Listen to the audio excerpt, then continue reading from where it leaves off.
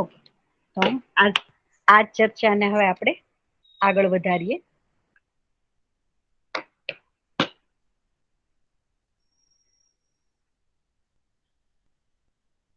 બરાબર, તો આપણે અહીંયા સુધીની ગયા વખતે વાત થઈ હતી કે ભાઈ શરીર છે અને બીજું જે છે એ સેલ્ફ છે.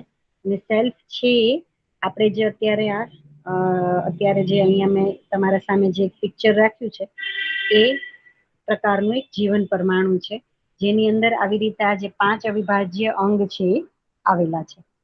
બરાબર, તો આટલી આપણે વાત થઈ હતી અને એ જે છે એ આવી રીતે આપણે શરીર સાથે જોડાયેલું છે. એટલે આપણે એ પણ વાત કરી હતી કે મન ચંચળ શું કામ છે. બરાબર, તો એ પણ આપણે થોડુંક એક વખત રિવાઇઝ કરી લઈએ કે મન ચંચળ શું કામ છે. તો મન જે છે એ આ સૌથી બહારની ઓર્બિટ છે. બરાબર, આ જે ઓર્બિટ છે એ જે છે એ મન છે અને એ સીધું શરીર સાથે અહીંથી જોડાયેલું છે. બરાબર, તો મનને જ્યાં સુધી આપણે શું કહેવાય એ જાણ નથી કરતા અથવા તો એ ખબર નથી કે મારાથી કંઈક ઉપર પણ કંઈક એક ઓર્બિટ છે અથવા તો કોઈક વસ્તુ મોટી છે જેને આપણે વૃત્તિ કહીએ છીએ. બરાબર, તો મન કેવી રીતે ચાલશે? તો એ શરીર મુલક ચાલશે. બરાબર, કારણ કે આપણને એક અભ્યાસ એવો પણ છે કે આદર્શવાદમાં અથવા તો આપણા ઘર પરિવારમાં પણ મોટા ભાગના જે આપણા વડીલો છે એના મોઢેથી આપણે એ જ સાંભળ્યું છે કે ભાઈ એક ઉંમર પછી બધાની ભક્તિ કરવાની કે એ જે છે એ પેલી નિષ્ઠા થવી જોઈએ અથવા તો એની માટેની એક ઉંમર હોય.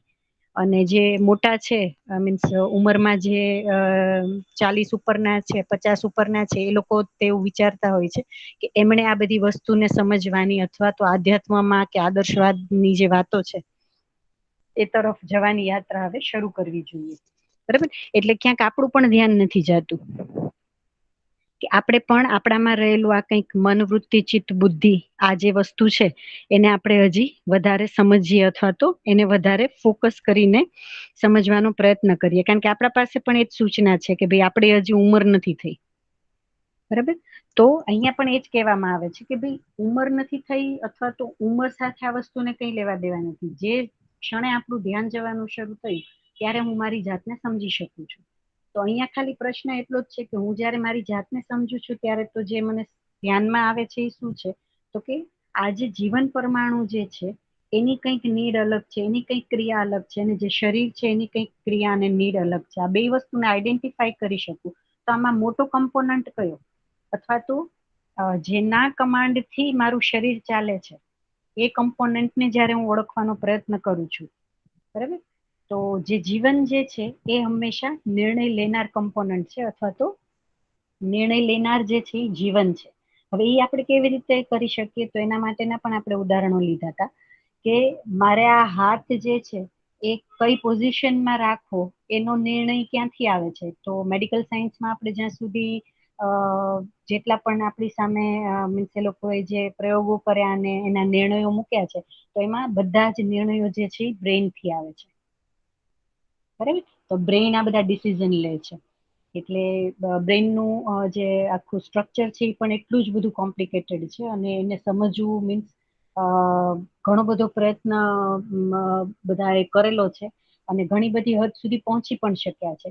પણ ત્યાં પણ આપણે લોજિક એક જ આપ્યું હતું કે જો બધી જ વસ્તુ બ્રેઇનથી થતી હોત તો બ્રેઇન પોતે પણ ફિઝિયોકેમિકલ વસ્તુનું જ બનેલું છે. બરાબર, તો એ જે છે એ ફિઝિયોકેમિકલ જે વસ્તુ હશે એના ઉપર જ એ વસ્તુને મીન્સ અપ્લાય કરી શકશે અથવા તો એના ઉપર કામ કરી શકશે. તો આજે ઇમોશન્સ જે કહીએ છીએ, બરાબર, મૂલ્યો કહીએ છીએ, એ બધા ઉપર જ્યારે કામ કરવાનું હશે કારણ કે એ પણ આપણી એક આવશ્યકતા છે માણસ તરીકેની. જેમ ખોરાક આવશ્યકતા છે એમ પ્રેમ, સ્નેહ આ બધી પણ આપણી આવશ્યકતા છે. તો એના ઉપર કામ કોણ કરશે? અથવા તો જો બ્રેઇન જ એ વસ્તુ કરતો હોય, બરાબર, તો જેમ કે ત્યારે જ આપણે વાત થઈ હતી કે તો એવા પણ ઇન્જેક્શન બની શક્યા હોત કે ભાઈ સાસુ વહુના ઝઘડા માટે થઈને કોઈ એક ઇન્જેક્શન બને, ભાઈ ભાઈના ઝઘડા માટે થઈને એક ઇન્જેક્શન બને. જો આ જેવું ઇમોશન્સ પણ ખાલી ફિઝિયોકેમિકલ વસ્તુ જ હોત તો. બરાબર, પણ એ વસ્તુ આપણને ચોખ્ખી દેખાય છે કે એ આવી કોઈ શું કહેવાય સુવિધાઓ અથવા તો ભૌતિક રાસાયણિક વસ્તુ નથી. બરાબર, એ કંઈક આપણી અંદર ચાલતી બીજી ક્રિયા છે જેને કદાચ આપણે સમજી નથી શકીએ, આપણું ધ્યાન નથી ગયું. તો આપણે અત્યારે એ બે વસ્તુને ડિફરન્શિએટ કરી અને એના ઉપર ફોકસ કરીએ છીએ. તો મનને જ્યારે આપણે કમાન્ડ અથવા તો મનને જ્યારે ખ્યાલ આવે છે કે ભાઈ મારાથી કંઈક ઊંચી અથવા તો મોટું કમ્પોનન્ટ છે, તો એનું જે ધ્યાન છે એ વૃત્તિ તરફ વળે છે. અધરવાઇઝ કેવું છે કે શરીર મુલક જ જીવવાનું શરૂ રાખશે. તો શરીર મુલક જ્યારે જ્યારે પણ જીવવાનું શરૂ રાખશે, તો શરીર છે એ ફિઝિયોકેમિકલ વસ્તુનું બનેલું છે અને દરેક વસ્તુ જે છે એ સામયિક છે, એટલે કે કટકે કટકે છે, ટેમ્પરરી છે એ બધી. તો એનાથી મળતી ખુશીઓ પણ ટેમ્પરરી જ હશે, બરાબર. અને ટેમ્પરરી છે એટલા જ માટે થઈને આપણે એક વસ્તુ સાથે સતત વર્ષોના વર્ષો સુધી એમાંથી એટલું જ સુખ નથી મેળવી શકતા. તરત જ થોડાક સમય પછી આપણે એનાથી છૂટી જવા માંગીએ છીએ અને કોઈક બીજી વસ્તુને પકડીએ છીએ, બરાબર. અને જેમ કે ભોજનમાં એ વસ્તુને આપણે બહુ વ્યવસ્થિત રીતે જોઈ શકીએ કે ભાઈ આપણે જમવા બેઠા ને સતત ગળ્યું ખાવાનું જો આપણે ચાલુ રાખીએ, તો એક પોઈન્ટ એવો આવે કે બસ હવે ગળ્યું નહીં, એવું કંઈક તીખું અને ખારું આપે, બરાબર. તો આ જે ઉદાહરણ છે એનાથી આપણું ધ્યાન જાય છે કે આ જે છે એ ટેમ્પરરી વસ્તુ છે અને એ જે છે એ ફિઝિયોકેમિકલ વસ્તુ છે, બરાબર. તો એ ફિઝિયોકેમિકલ વસ્તુ છે એનાથી જે તૃપ્તિ અથવા તો જે સુખ આપણે કહીએ છીએ, જે એ સુખ જે શરીર પૂરતું છે ટેમ્પરરી, એ મનને સુખી નહીં કરી શકે, બરાબર. તો મન માટે થઈને જે સુખ છે એ કેવું છે તો કે એને નિરંતર સુખ જોઈએ છે. એટલા માટે તે એક વસ્તુમાંથી આપણે તૃપ્ત થઈ ગયા અથવા તો એક જગ્યાએ એક પોઈન્ટ ઉપર આવીને આપણને એમ થાય બસ હવે નહીં, તો ત્યાંથી આપણે તરત જ બીજી વસ્તુ પકડીએ છીએ,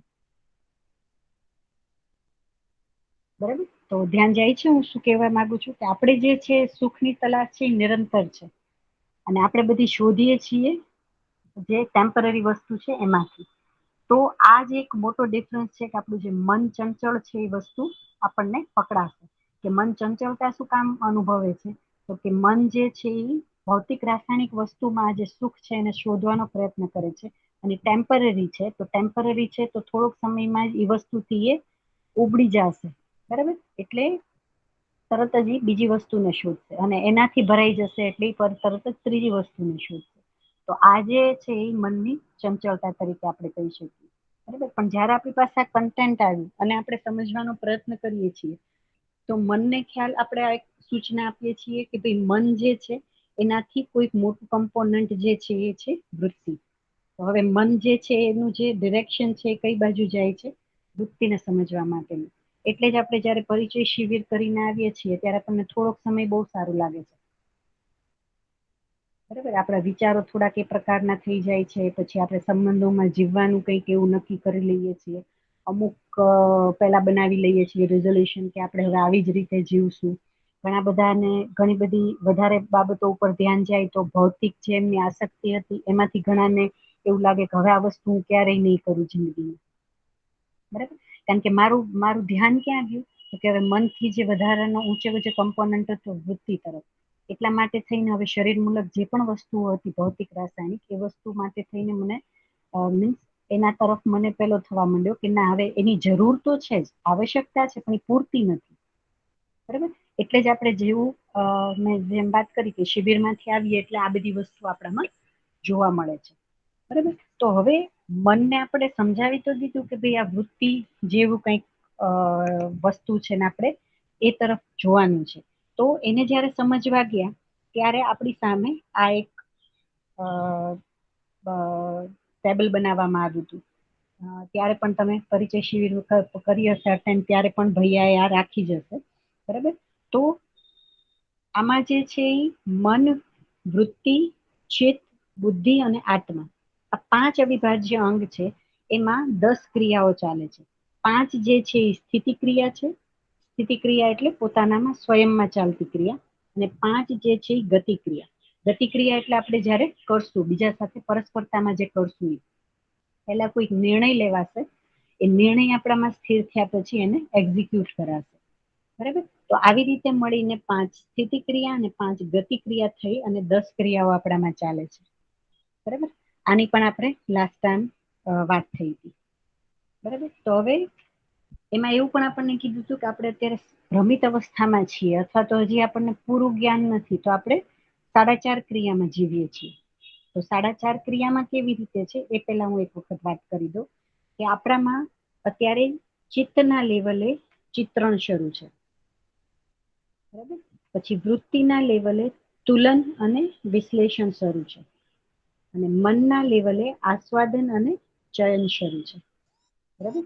પણ જે તુલન જે છે એ તુલન 6 દ્રષ્ટિથી થાય છે, બરાબર. 6 દ્રષ્ટિ છે તુલનમાં: ન્યાય, ધર્મ, સત્ય અને પ્રિય હિત લાભ. પણ જ્યાં સુધી આપણું શું કહેવાય સમજણનું સ્તર આગળ નથી વધતું ત્યાં સુધી આ જે ન્યાય, ધર્મ, સત્ય છે એ દ્રષ્ટિ મારી ખુલતી નથી. ત્યાં સુધી હું પ્રિય હિત લાભમાં જ જીવું છું. એટલે આ જે તુલન જે છે એ આપણું અડધું ચાલે છે, બરાબર. તો ચિત્રણ, વિશ્લેષણ, ચયન, આસ્વાદન અને અડધું તુલન, એવી રીતે મળીને જે છે એ 4.5 ક્રિયા આપણામાં ચાલુ છે. હવે આ 4.5 ક્રિયાને આપણે ઓબ્ઝર્વ કરશું ને તો આપણને ધ્યાન આવશે કે આપણે જ્યારે અત્યારે પણ જે જીવીએ છીએ ને તો એમાં 4.5 ક્રિયા પણ પૂરી નથી આપણામાં ચાલતી, અથવા તો આપણે એને ઓબ્ઝર્વેશનમાં લેતા, બરાબર. તો હવે એને જ આપણે વધારે પહેલાથી સમજીએ. ફાલ્ગુની દીદી, અહીંયા સુધીમાં કંઈ એડ કરવું હોય તો કરી દો. હા દીદી, હજી આપણે આમાં વધારે વાત કરવાના છીએ ને, પ્રિય હિત લાભ દ્રષ્ટિઓને એક્સપ્લેન કરવાના છે ને. જી હા. હવે આસ્વાદન થી શરૂ કરશું, પછી તુલનની 3 દ્રષ્ટિ લેશું અને ચિત્રણ કેવી રીતે છે એ વાત કરીશું. બસ દીદી, તો અત્યારે તો કઈ ઉમેરવાનું નથી. ઓકે.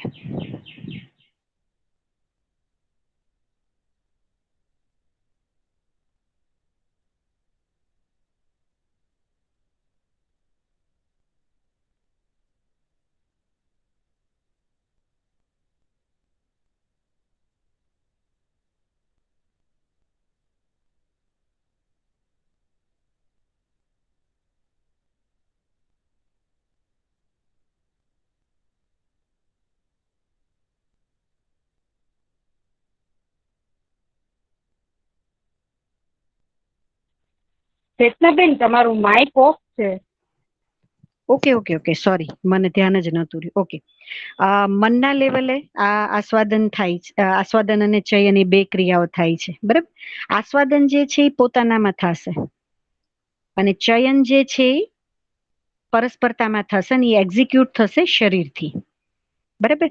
તો આસ્વાદન એટલે હજી આપણે એને વધારે સમજવું હોય તો ભાઈ જેમ કે ગયા વખતે જ આપણે ઉદાહરણ લીધું હતું કે ભાઈ અત્યારે વરસાદ ધારો કે આવે છે અને આપણને એમ થાય કે ચલો આજે ભજીયા ખાવા છે, તો તરત જ આપણને ધ્યાનમાં આવે કે ના, પેલા તો શું ખાવું છે એ નક્કી કરી, પછી એમ થાય કે ઓકે ભજીયા ખાઈએ અત્યારે વરસાદ ચાલુ છે ને એટલે, બરાબર. તો એનું પેલા તો આસ્વાદન મીન્સ આસ્વાદન થયું કે ચલો ઓકે ભજીયા ખાઈએ. પછી ભજીયામાં પણ આપણને તરત જ આપણા ચિત્રણમાંથી ક્યાંકથી એક પેલું આવશે કે આપણે ફલાણી જગ્યાના ભજીયા ખાધા હતા ને બેસ્ટ હતા, તો આપણે ત્યાંના ભજીયા ખાશું, બરાબર.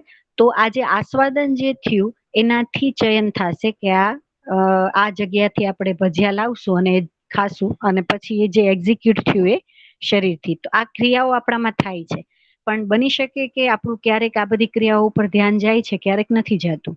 અને મોસ્ટ ઓફ આપણે જે છીએ એ મૂર્છિત અવસ્થામાં છીએ, એટલે આ બધી ક્રિયાઓ જે છે એ એટલી બધી ફ્રેક્શન ઓફ સેકન્ડમાં થતી હોય એટલે આપણું ધ્યાન જ નથી જતું. પણ અહીંયા જયારે આપણે જીવન પ્રમાણોને સ્ટેપ બાય સ્ટેપ સમજીએ છીએ ત્યારે આ દરેક ક્રિયાને એટલી બધી ઝીણવટથી સમજશું એટલે ધીમે ધીમે આપણને પ્રયાસ આપણો શરૂ થઈ જશે કે આપણે પોતાનામાં જ્યારે આવી રીતે કોઈ ચયન કે આસ્વાદન થતું હશે ત્યારે આપણે એને માઇન્યુટલી ઓબ્ઝર્વ કરી શકશું, બરાબર. તો આજે આસ્વાદન જે છે એ 3 પ્રકારે થાય છે. એક છે રુચિમૂલક, મૂલ્યમૂલક અને લક્ષ્યમૂલક. તો આની થોડીક વાત થઈ હતી, એ ચર્ચાને આપણે થોડીક આગળ વધારીએ કે રુચિમૂલક જે આસ્વાદન જે હશે ને એ ઇન્દ્રિય સાપેક્ષ હશે. ઇન્દ્રિય સાપેક્ષ એટલે શું? તો કે આપણી જે 5 ઇન્દ્રિયો છે, શબ્દ, સ્પર્શ, રૂપ, રસ, ગંધ, બરાબર. એને જે સારું લાગતું હશે, એને જે રુચિકર હશે, બરાબર, એના સાપેક્ષ જે પણ આસ્વાદન જે છે મારું એને કીધું છે રુચિમૂલક આસ્વાદન, બરાબર. ત્યાર પછી જે બીજું આસ્વાદન છે એને કીધું છે મૂલ્યમૂલક આસ્વાદન. મૂલ્યમૂલક આસ્વાદન એટલે તો કે મને સંબંધોમાં જીવવું ગમે છે, સંબંધોમાં જે પ્રેમ, સ્નેહ, એ જે મૂલ્યો છે, વિશ્વાસ, સન્માન, એ બધાની મને ખબર છે અને હું એવી રીતે જીવું છું, ત્યારે એ જે આસ્વાદન હશે એ જે છે એ મૂલ્યમૂલક છે. અને ત્યાર પછીનું જે છે એ લક્ષ્યમૂલક. તો લક્ષ્યમૂલક આસ્વાદન એટલે કે આપણે જેમ કે શરૂઆતના જ સત્રમાં એ વસ્તુ ઉપર સ્થિર આપણે થયા હતા કે માણસ જે છે એ કંઈ પણ પ્રયાસ કરશે તો એ સુખી થવાના અર્થમાં જ હશે. બરાબર. તો માણસ જે છે એ સુખના અર્થમાં જ કંઈ પણ કરશે. તો સુખ જે છે, બરાબર, સુખ જે છે એ માણસનું લક્ષ્ય છે. બરાબર. તો સુખી થવાના અર્થમાં જ્યારે પણ હું કંઈ પણ આસ્વાદન કરીશ, મારા લક્ષ્યના અર્થમાં જ્યારે પણ આસ્વાદન હશે તો એ જે છે એ લક્ષ્યમૂલક આસ્વાદન હશે. હવે આમાં પણ એક ઓર્ડર છે કે સૌથી પહેલા રુચિમૂલક આસ્વાદનના પહેલામાં જ આપણે જીવતા હશું. બરાબર. જેમ કે આપણા ઘરમાં જ આપણે ઘણા બધા માણસોને ઓબ્ઝર્વ કરશું તો એ વસ્તુ, અને આપણે આપણી જાતને ઓબ્ઝર્વ કરશું તો આપણામાં પણ એ દેખાશે કે અમુક જગ્યાએ જે છે ત્યાં હું મારું રુચિમૂલક જ આસ્વાદન હોય છે. મને આ ફાવશે, મને આ નહીં ફાવે, આ ગમશે, આ મને નહીં ગમે, આ હું ખાઈશ, આ હું નહીં ખાઉં. બરાબર. પછી જ્યારે અમુક જગ્યાએ આપણે આપણી જાતને ઓબ્ઝર્વ કરશું તો ત્યાં મને સંબંધ વધારે મહત્વના લાગ્યા, વ્યક્તિ વધારે મહત્વના લાગ્યા. બરાબર. તો ત્યાં હું મારી જાતને ઓબ્ઝર્વ કરીશ તો મારું ધ્યાન જશે કે હું સંબંધો માટે થઈને મારી જે રુચિ છે એને હું સાઈડમાં મૂકીશ. કઈ વાંધો નહીં, હું આ ચલાવી લઈશ. ઈ ટોનમાં આપણે આવી જઈએ છીએ. બરાબર. તો આ બહુ ઉપર છેલ્લા ઉદાહરણ હું તમને આપું છું. હજી આટલું પણ નથી, આનાથી પણ ડેપ્થમાં છે આ જે મૂલ્યમૂલક જે આસ્વાદન છે. પણ આપણે તરત એને ઓબ્ઝર્વેશનમાં લઈ શકીએ એટલા માટે થઈને હું આ ઉદાહરણ આપું છું. અને લક્ષ્ય તો કદાચ અત્યાર સુધી આપણા પકડમાં જ નહોતું આવ્યું, અથવા તો આપણું ધ્યાન જ નહોતું ગયું કે આપણે આવી રીતે નિરંતર સુખી થવા માંગીએ છીએ. ચાહનામાં ચોક્કસ હતું, પણ આ જ લક્ષ્ય છે એવું તો આપણે પકડાયું જ નહોતું. તો આજે છે લક્ષ્યમૂલક જે આસ્વાદન, એ તો આપણે ક્યારેય અત્યાર સુધી એમાં જીવ્યા જ નથી. બરાબર. તો આસ્વાદન જે છે એ રુચિમૂલક, જેમ મેં કીધું કે ભાઈ ઇન્દ્રિય સાપેક્ષ જ હશે, એટલે મને જે ગમશે એ હું કરીશ, બાકીનું હું નહીં કરું. બરાબર. અને સંબંધોમાં જ્યારે આપણે જીવતા હશું અથવા તો મૂલ્યને જ્યારે થોડીક પ્રાયોરિટી આપશું, ત્યારે જે આપણું જીવવાનું હશે, ત્યારે જે આપણા નિર્ણયો હશે, જે આપણું આસ્વાદન હશે, એ જે છે એ મૂલ્યમૂલક હશે.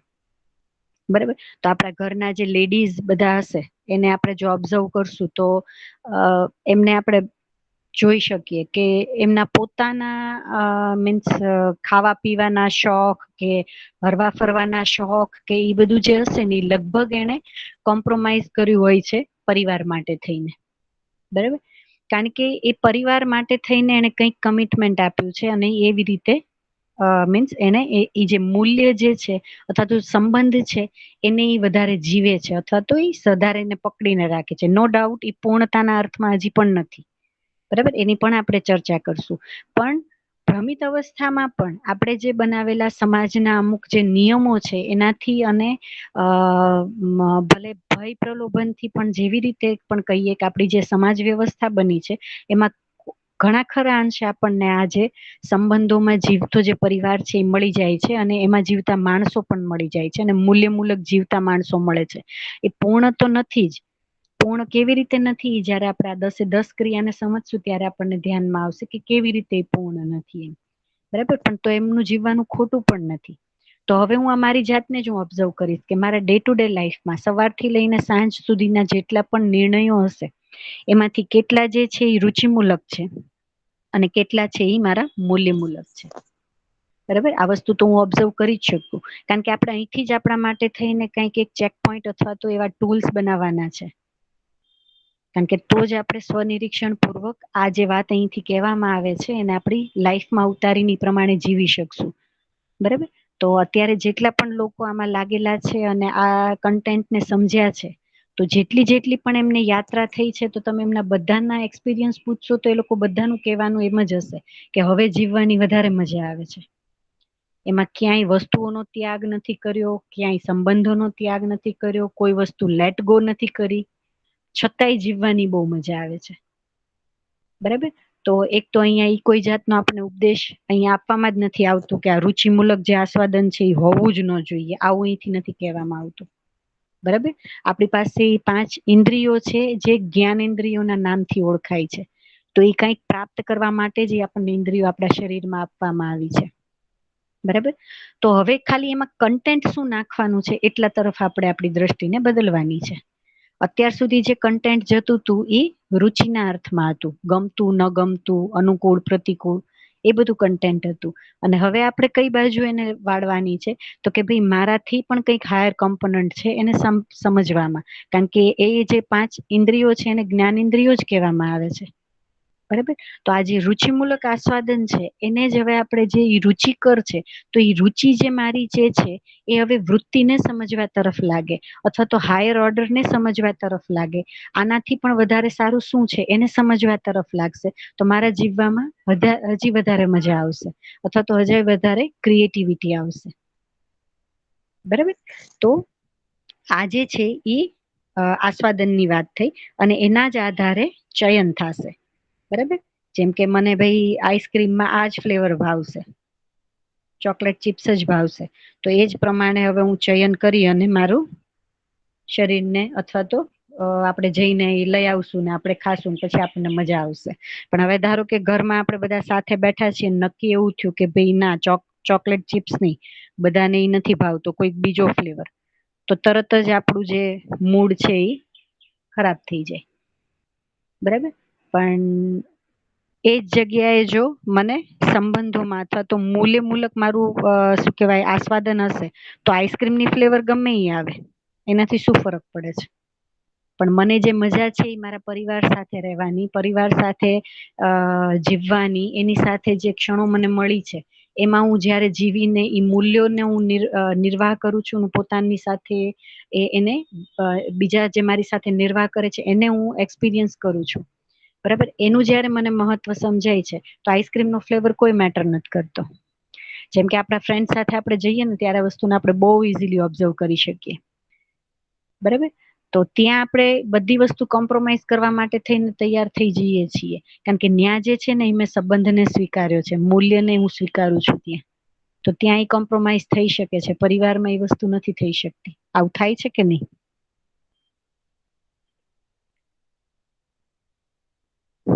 બરાબર.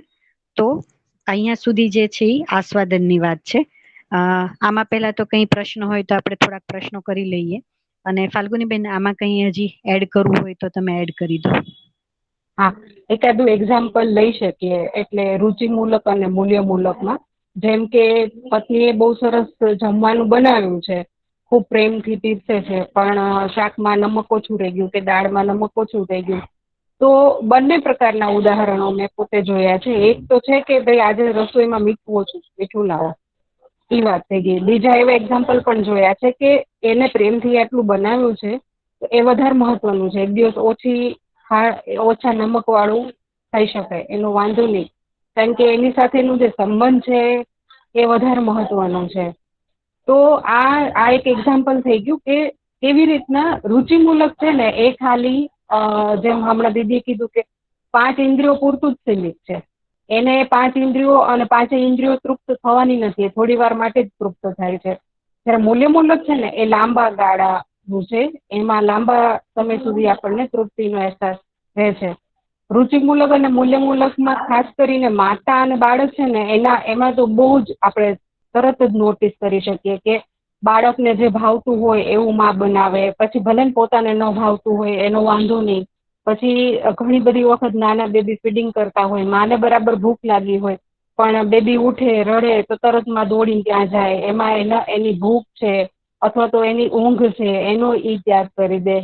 તો આવા એક્ઝામ્પલો આપણે સંબંધોમાં જોઈ શકીએ છીએ, રુચિમૂલક અને મૂલ્યમૂલક વચ્ચેના. હા, દીદીએ સરસ એક્ઝામ્પલ શેર કર્યું. તો મને લાગે છે કે આ લેવલે આપણે કંઈ હજી પ્રશ્ન હોય તો આપણે હજી એક વખત ચર્ચા કરીએ, કારણ કે જેમ જેમ આપણે આપણા જાતને ઓળખતા જશું ને એમ જ આપણે સ્ટેપ બાય સ્ટેપ આગળ આપણી યાત્રા થતી જશે. બરાબર. તો અહીંયા સુધીમાં કંઈ પ્રશ્ન હોય તો આપણે હજી પેલા પ્રશ્નો ઉપર ચર્ચા કરી લઈએ. અને તમે લોકો એ થોડુંક પણ વિચારી અને ચર્ચા કરશો તો મને લાગે છે કે આ બધું આપણી જે સમજની જે આપણી યાત્રા છે ને એ વધારે સરસ થશે. એક રુચિમૂલકમાં છે ને એક પોઈન્ટ હમણાં જ મારા ધ્યાનમાં આવ્યો એટલે એવું પણ આપણે વિચારીશું કે જયારે માણસની આપણે લાઈફ સાયકલ જોઈએ છે ને, આપણે જોઈએ છે નાના હોય ને ત્યારે રમકડા બહુ ગમે, એટલે રમકડાથી જ રમ્યા કરે બાળકો. પછી થોડા મોટા થાય એટલે રમકડા તરફ મોહ ઓછો થાય, પછી બીજી કોઈ વસ્તુ માટેનો મોહ થાય, કે વિડીયો ગેમ રમતા હોય કે મોબાઈલ થી રમતા હોય. એનાથી મોટા થાય પછી જોબ કરે તો એમાં પછી આપણને પૈસાનો મોહ હોય કે પદનો મોહ હોય. એમ કરતા કરતા કરતા આપણે એ જોઈએ છે કે એક દરેક સ્ટેજની અંદર આપણને અમુક પ્રકારનો મોહ છે. અને એની પાછળ જોઈએ ને તો ભાઈ એ ઇન્દ્રિયોને તૃપ્ત કરવા પાછળનું જ બધું ચાલતી હોય છે બધી પ્રોસેસ. અથવા તો મને પદથી સન્માન મળે એ પ્રકારની પ્રોસેસ ચાલતી હોય. પણ એક ઉંમર આવે ને એટલે 50 જેવી ઉંમર થાય એટલે બધી વસ્તુ આપણે જોવાનું શરૂ કરીએ ને તો આપણને દેખાય કે જે સમયે આપણને અમુક વસ્તુ બહુ જ પ્રિય લાગતી હતી કે બહુ જ ગમતી હતી ને, એ ઉંમરના બીજા તબક્કામાં આપણને નથી ગમતી. એ પણ રુચિમૂલક પેલાના ઉદાહરણ છે કે આપણી ચોઈસ પણ એમાં પછી બદલાતી જતી હોય છે. પણ નાનપણમાં મા સાથેનો જે સ્નેહભર્યો વ્યવહાર હોય એની આપણને હંમેશા ઝંખના હોય, માતા પિતા સાથે. મોટા થઈએ પછી પત્ની બાળકો સાથે, એમની સાથે આપણે પ્રેમથી શાંતિથી કેવી રીતે રહી શકીએ. તો એ જે ઝંખનાઓ છે ને, કે એ જે ચાહના એમાં બદલાતી નથી. એમાંથી જે સુખ મળે છે ને એ સુખ બદલાતું નથી. પણ પેલી જે વસ્તુઓમાંથી કે જે એકદમ ટિપિકલ ઇન્દ્રિયોમાંથી જે સુખ મળે છે ને એ બદલાતું રહે છે.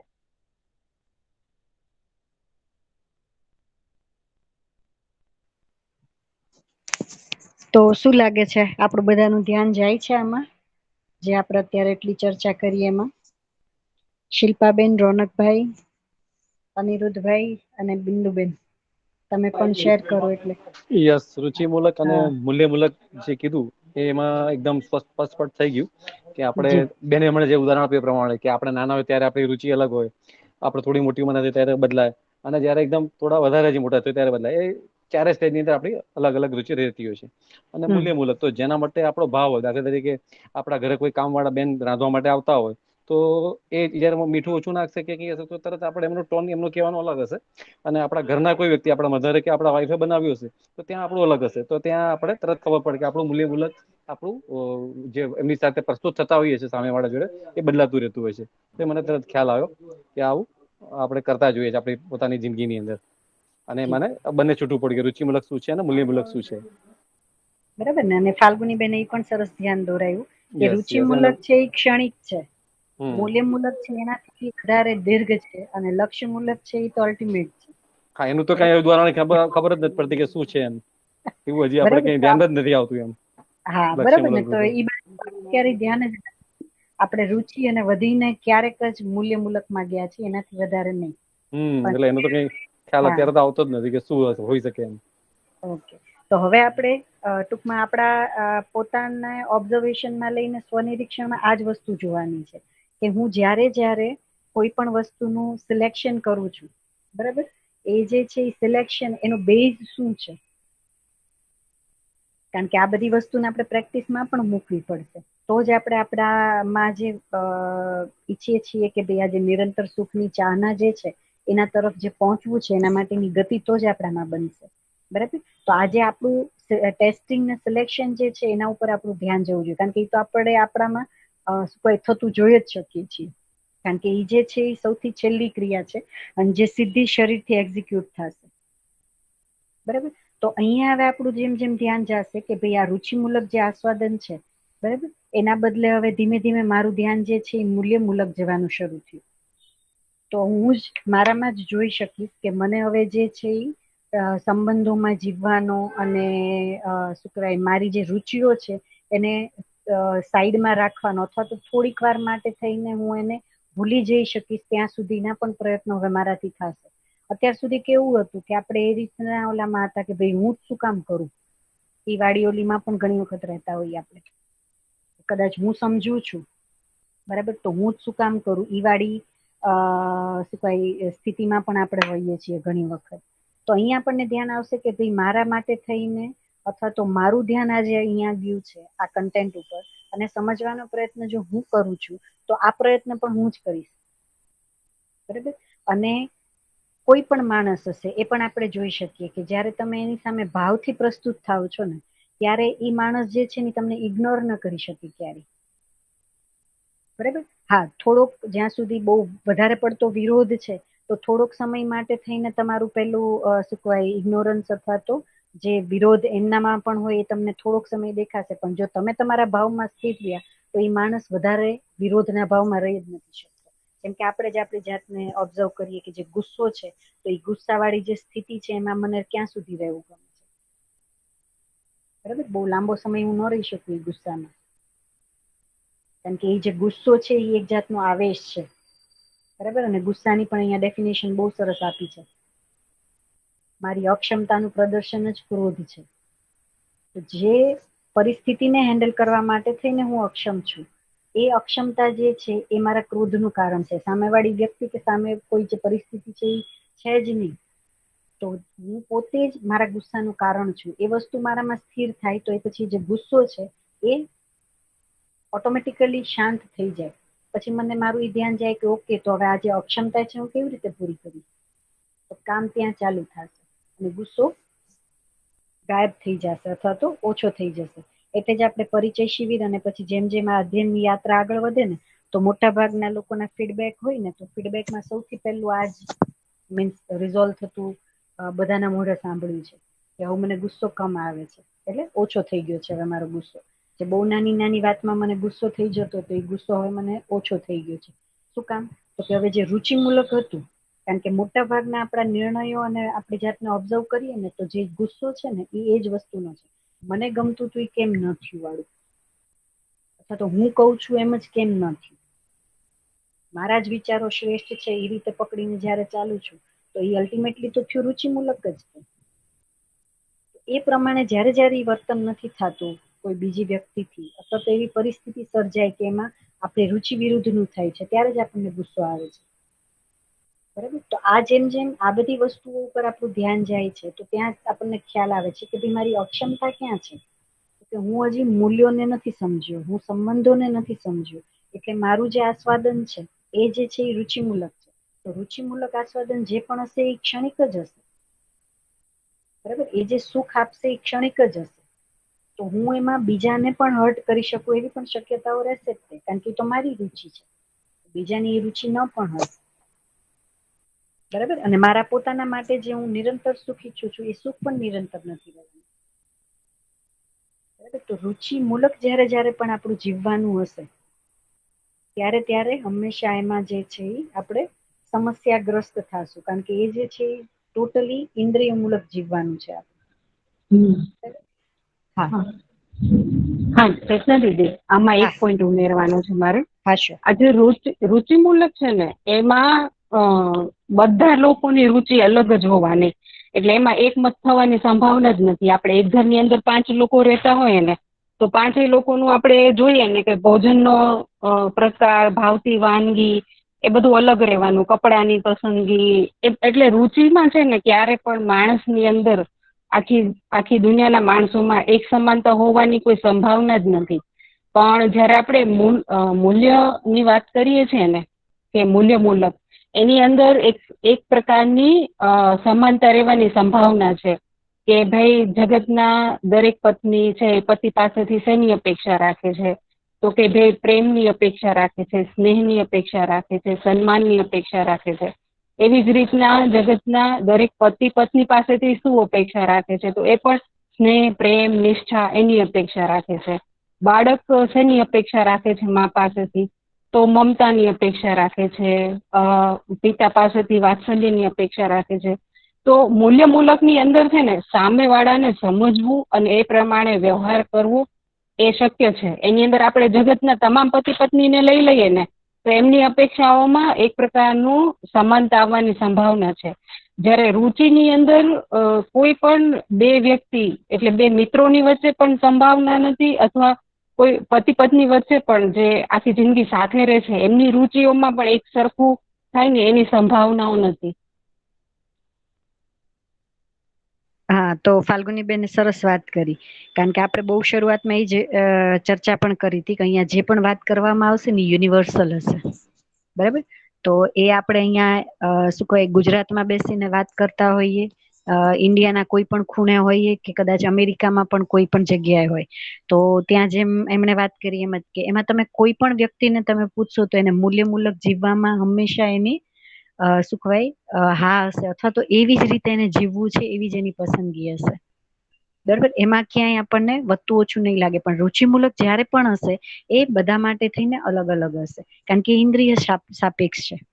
બરાબર, શરીરને સાથે જે જોડાયેલું છે એ બધી જ વસ્તુ છે એ બધામાં ડિફરન્સ રહેવાનો જ, પણ જે જીવનને લગતું છે અથવા તો જીવન સેલ્ફ સાથે જે જોડાયેલું છે એ દરેક વસ્તુ જે છે એ યુનિવર્સલ હશે. કારણ કે આપણે પહેલા જ વાત થઈ હતી કે માણસ પૃથ્વી ઉપર જેટલા પણ માણસો છે એ જીવનના રૂપમાં તો સમાન જ છે, શરીરના રૂપમાં જ બધા અલગ અલગ છીએ. કોઈ સ્ત્રી છે, કોઈ પુરુષ છે, કોઈ નાનું છે, મોટું છે, લાંબુ છે, ટૂંકું છે, ગોરું છે, કાળું છે. બરાબર, આજે છે જે ડિફરન્સ જે છે એ શરીરના રૂપમાં છે. તો આજે ઇન્દ્રિયોથી સુખી થવા વાળો જે પ્રયાસ છે એ પણ ઇન્દ્રિય સાપેક્ષ છે, એટલે શરીર સાપેક્ષ જ થવાનું.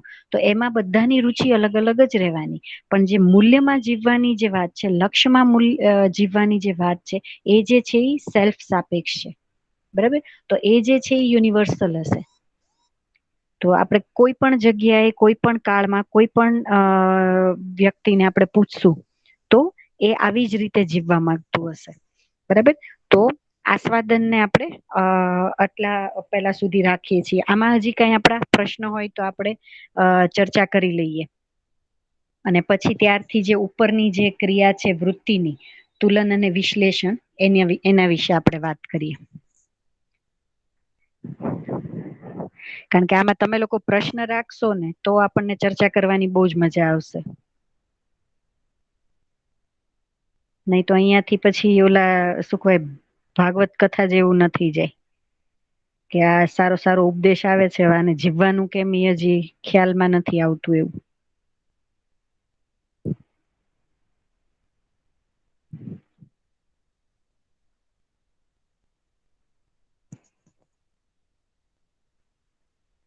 ઓકે, તો આગળની ક્રિયા વિશે થોડીક વાર વાત આપણે શરૂ કરી દઈએ.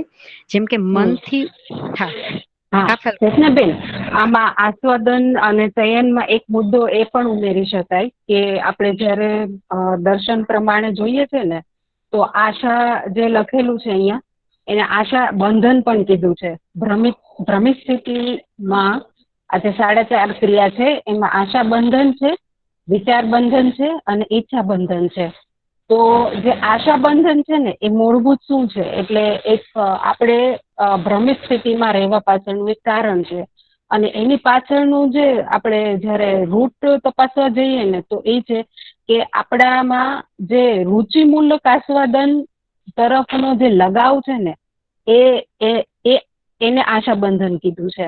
અને જેટલું આપણે મૂલ્યમૂલક તરફ જતા થઈએ ને, તો આપણને ઓટોમેટિક ખ્યાલ આવે છે કે આપણું જે રુચિમૂલક યા જો આપણા જીવનની જે અપેક્ષા છે રુચિમૂલક જીવનની, એ ઓછી થતી જાય છે. જેટલી મૂલ્યો વિશેની આપણી સમજ વધતી જાય છે ને, એમ આજે આશા બંધન છે ને એ ઢીલું પડતું જાય છે.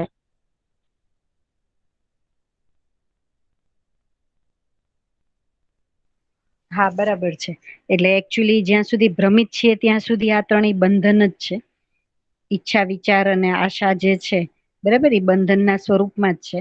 તો જેમ મેં કીધું એમ કે ભાઈ જ્યાં સુધી એ જે વિચાર બંધનમાં હું છું કે હું વિચારું છું એ જ બરાબર, તો એ જ પ્રમાણેનું મારું જે છે એ આ જે એક્ઝિક્યુશન હશે, આસ્વાદન અને ચયન એનું થશે. કારણ કે આ જે બધી ક્રિયાઓ જે છે ને એ 1 by 1 છે. બરાબર, પહેલા ચયન આસ્વાદન થઈ અને પછી તુલન વિશ્લેષણ અને પછી ચિત્રણ, એવું નથી. બરાબર, પણ અત્યારે આપણે સમજવાનો ક્રમ એટલા માટે થઈને નીચેથી ઉપરનો છે કે મનને આપણે તરત જ પકડી શકશું, કારણ કે મન જે છે એ શરીર સાથે જોડાયેલું સૌથી પહેલું લેયર છે. બરાબર, તો મનને આપણે મીન્સ એની જે પણ એક્ટિવિટી છે, એની જે પણ નીડ છે, એનાથી જયારે આપણે એને પકડશું ત્યારે આપણે એને તરત જ આપણા ચિત્રણમાં લાવી શકશું. એકચ્યુઅલી જે આપણે 4.5 ક્રિયામાં જે એક્ઝિક્યુશન છે એ ચિત્રણથી છે. બરાબર, ચિત્રણથી પછી તુલન અને વિશ્લેષણ થાય અને પછી આસ્વાદન ને ચયન થાય. પણ સમજવાનો જે ક્રમ છે એ આપણો નીચેથી ઉપરનો હશે.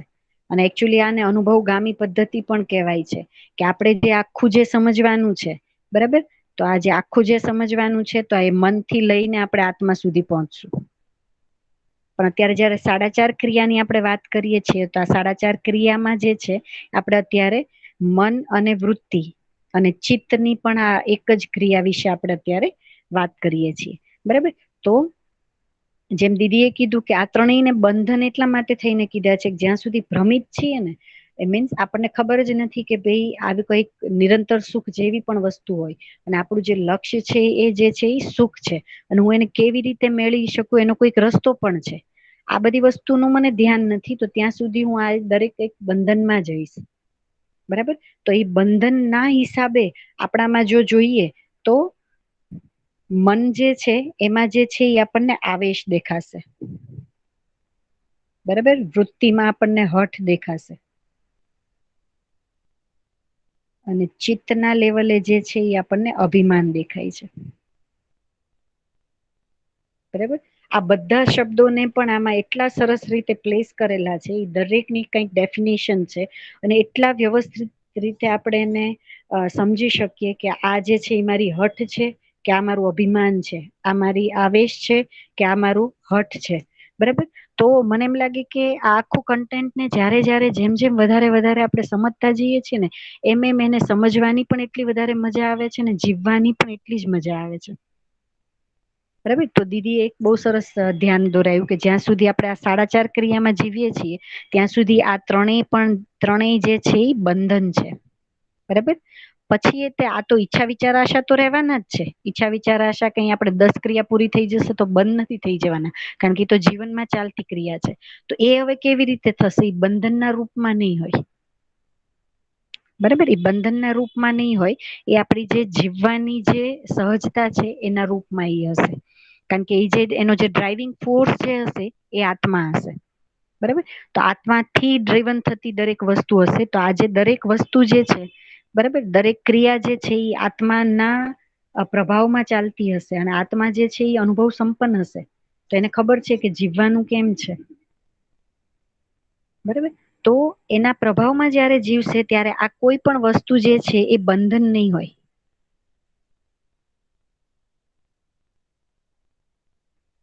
બરાબર.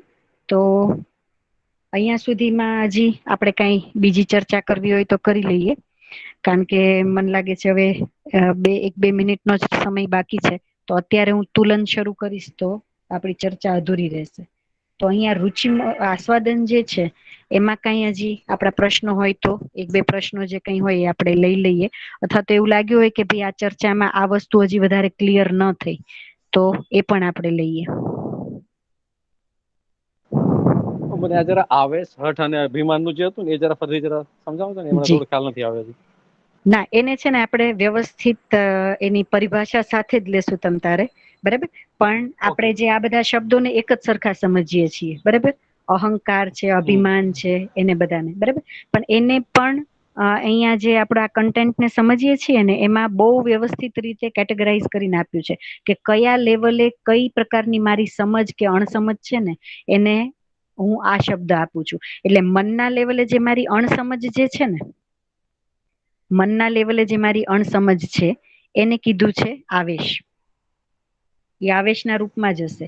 વૃત્તિના લેવલે એટલે કે જે હું તુલન અને વિશ્લેષણ જે છે એમાં જ્યારે મીન્સ મારી સમજનો અભાવ છે તો મારે તુલન કયા પ્રકારે થવું જોઈએ એ મને ક્લેરિટી નથી, તો એ જે છે ને એ મારી હઠ છે, જે મને વિચાર બંધનના રૂપમાં દેખાશે કે મારો જ વિચાર શ્રેષ્ઠ છે. બરાબર. પછી ચિત્તના લેવલે છે ને આજે અહીંયા જે હતો જે કોમ્પોનન્ટ, સોરી, ચિત્તના લેવલે જે આ જે છે અહીંયા કઈક જેનું બેઝ હોવો જોઈએ આ ચિત્રણનો, એ ગાયબ છે. એટલે મીન્સ કે એક્ટિવ નથી અત્યારે. બરાબર. એટલે ચિત્તના લેવલે જે છે ને એ અભિમાન આપણને દેખાય છે. તો આ બધી કેટેગરી છે. તો કેવું છે કે હું મારામાં જો આ બધી વસ્તુને ઓબ્ઝર્વ કરી શકું ને તો એ પણ થઈ શકશે કે મારામાં હઠ છે, આવેશ છે, તો હું એ રીતે મારી જાત ઉપર કામ કરી શકું. તો આ દરેક વસ્તુને આપણે આવી રીતે શું કહેવાય ઓબ્ઝર્વ કરશું અને આવી રીતે એને તમારી સામે અમે પ્રસ્તાવના રૂપમાં રાખશું, એટલે તમે એને વ્યવસ્થિત રીતે કેવી રીતે સમજીને આપણે એને હેન્ડલ કરી શકશું એ પણ તમે જોઈ શકશો. બરાબર, તો આજે અહીંયા સુધી રાખીએ. Yes, okay. જી, થેન્ક યુ બધાને. હજી આવીને આવી જ ચર્ચા કરશો તો વધારે મજા આવશે. અને મને એમ લાગે છે કે જે આમાં પ્રશ્નો શું કહેવાય, તમારા બધાના જેવી રીતે વધારે આવશે ને એમ આપણે આમાં બહુ સરસ ચર્ચા કરી શકશું. અહીંયા ક્યાંય એવું નથી કે ભાઈ આ પ્રશ્ન અહીંયા ન પૂછાય વાળું. બરાબર, તો મને એમ લાગે છે કે તમે લોકો ખુલીને પ્રશ્ન કરો. અને કદાચ આજે જે આપણી ચર્ચા થઈ છે એના ઉપરથી કંઈક પ્રશ્ન ઉદ્ભવે તો આપણે નેક્સ્ટ ટાઈમ જ્યારે સેશન ચાલુ કરશું એ પહેલા એ બધા પ્રશ્નો જ આપણે ચર્ચામાં લેશું. એ પણ આપણે કરી જ શકીએ. પણ જેટલા તમે લોકો પ્રશ્નો લાવશો તો તમારામાં જે સ્વનિરીક્ષણ છે ને એ શરૂ થશે. અને આ વસ્તુને જીવનમાં કેમ ઉતારવાની છે અથવા તો જીવવાનું કેવી રીતે છે એનો જે માર્ગ છે એ તમને દેખાતો થઈ જશે. એટલે અમારી તો ખૂબ ઈચ્છા છે કે બહુ બધા પ્રશ્નો લાવીએ અને બહુ બધી ચર્ચાઓ આપણે આમાં આગળ કરીએ. થેન્ક યુ બધાને. નેક્સ્ટ સત્રમાં આપણે પરમ દિવસે મળીએ.